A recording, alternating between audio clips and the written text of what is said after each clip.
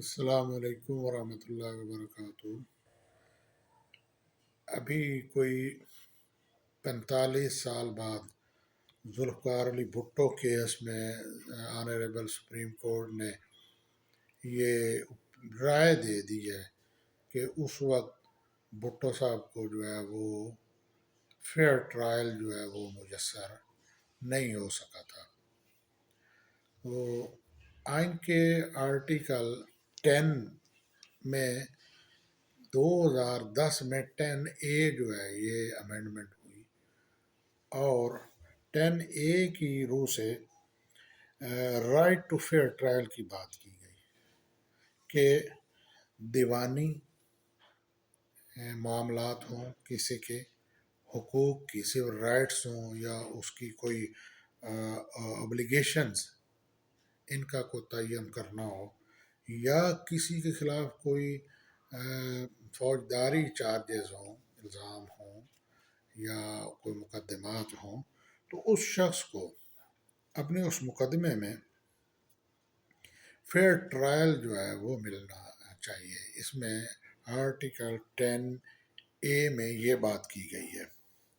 اور دوسرا اس میں ساتھ ہی ساتھ یہ ہے کہ ڈیو پروسیس جو ہے وہ اختیار کیا جائے، ہٹ کے نہیں، کوئی اس میں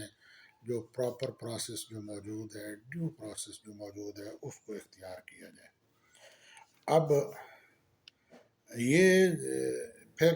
2013 میں investigation for fair trial act آیا۔ اب فیئر ٹرائل میں اس کے جو 10A میں نہ فیئر کی وضاحت کی گئی، بس لفظ ڈال دیا فیئر، اور نہ ہی فیئر ٹرائل کو ڈیفائن کیا گیا۔ اب ٹرائل تو ایک پروسیس کا نام ہے، فیئر ٹرائل کیا ہوتا ہے، کوئی اس کی ایکسپلینیشن کانسٹیٹیوشن میں نہیں کی گئی۔ تو مختلف لوگوں نے اپنے اس پہ بات کی ہے۔ بہرحال اس میں یہ ہوتا ہے کہ پریزمپشن آف انوسینس،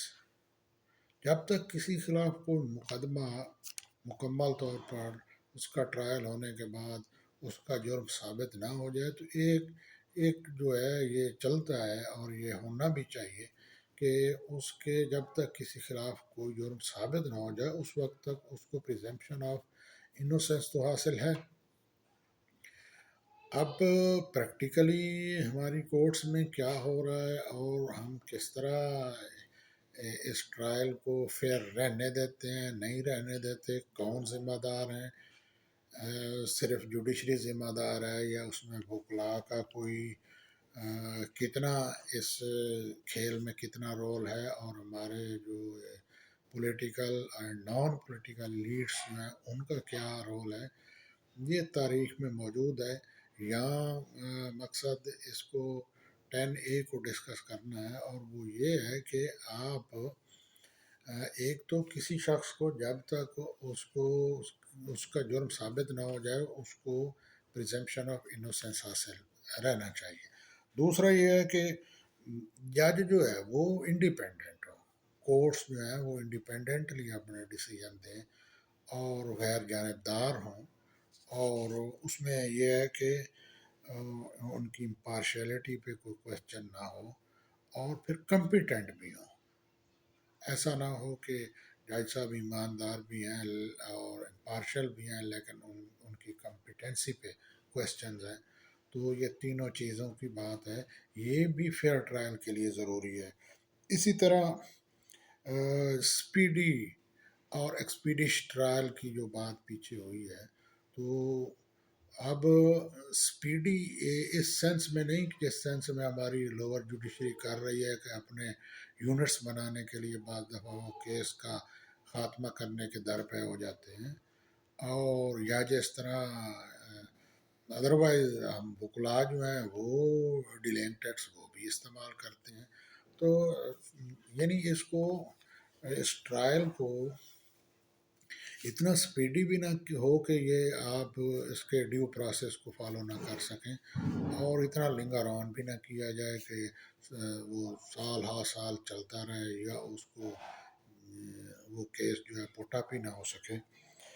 آگے جا کے یہ ہے کہ اوپن کورٹ میں یہ فیئر ٹرائل کی یہ بھی ضروری ہے کہ اوپن کورٹ جو ہے اس میں اب یہ گورنمنٹ کے پاس اختیارات تو ہوتے ہیں لیکن بہرحال اوپن کورٹ فیئر ٹرائل کے لیے ضروری ہے. اور اسی طرح جس کے خلاف کوئی اکوزیشن ہے کوئی الزام ہے ایٹ لیسٹ اس کو پتہ ہونا چاہیے اس کو بتایا جانا ضروری ہے اور اس کو ضروری ہے کہ اس کو اپنا ڈیفنس کا موقع ملے اس کو اپنے کونسل رکھنے کا موقع ملا اور اس کی ہیئرنگ کی جائے اس کو سماعت کیا جانا ضروری ہے. ایسا نہیں ہے کہ اس کی غیر موجودگی میں ٹرائل ہوتا رہے یہ فیئر ٹرائل نہیں اس کو کہا جا سکتا. اور آخری بات جو ہے کہ پبلک ہیئرنگ ہو یہ بھی فیئر ٹرائل کے لیے ضروری ہے. اور اگر کوئی آدمی نہیں اس کو لیگلی وہ اتنا اس میں اس کی پوزیشن نہیں ہے تو اس کو لیگل ایڈ بھی ملنی چاہیے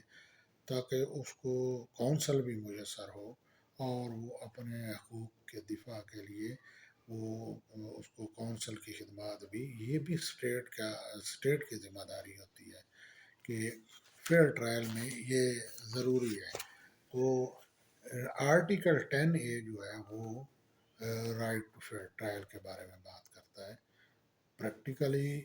کیا ہو رہا ہے یہ پبلک بھی جانتی ہے اور ہم وکلا بھی جانتے ہیں اور اس میں پبلک وکلا اور جوڈیشری اور ہمارے ادارے سب ہی تقریباً اپنا اپنا اس نظام کو گدلا کرنے اور اس آرٹیکل کی وائلیشن کرنے میں ہم سب کا اپنا اپنا رول ہے. بہرحال کانسٹیٹیوشن موجود ہے حل موجود ہے ہمیں کانسٹیٹیوشن سے پیار کرنا چاہیے اور عمل کرنے کی کوشش کرنی چاہیے. السلام علیکم ورحمۃ اللہ.